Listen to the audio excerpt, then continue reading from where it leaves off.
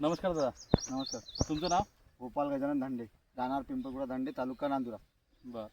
मी Bhagwat Gadekar, Sahyadri biotech company प्रतिनिधी आहे. तर आपण तुमच्या या शेतामध्ये या कपाशीला हां हां. आपल्या सह्याद्री बायोटेकचं न्यूट्रीबेस न्यूट्रीबेस. काय सह्याद्री बायोटेकचं न्यूट्रीबेस वापरलं. हां.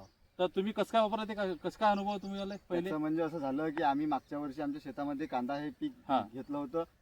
तर त्याचा वापर न्यूट्रीबेसचा वापर केला असता त्याचा असा फायदा भेटला आम्हाला की उत्पन्न बी वाढलं, क्वालिटी बी चांगली होती हां. आणि भाव बी सरासरी चांगला भेटला. चांगलं उत्पन्न क्वालिटी झाल्यामुळे, चांगली आली, quality चांगली आल्यामुळे. क्वालिटी चांगली आहे, कलर वगैरे त्यासाठी चांगला आला. म्हणजे त्याच अनुभवातून तुम्ही मग या कपाशीवरती न्यूट्रीबेस वापरलं. न्यूट्रीबेस आता वापरलं. तुम्ही पाहू हे शकता. बघा, इथं ब्रँचिंग वगैरे चांगले झाले एकदम.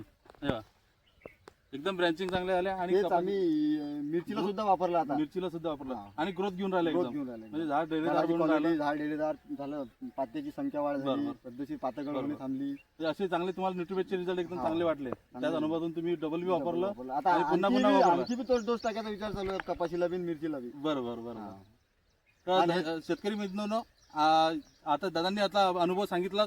तर आपल्या कपाशीला बी आपण कपाशी आणि अदर कोणतंही पीक असो त्याच्याकरता सर्वोत्तम पोषण आहार म्हणजे न्यूट्रीबेस हे आवश्यक वापरा. धन्यवाद दादा.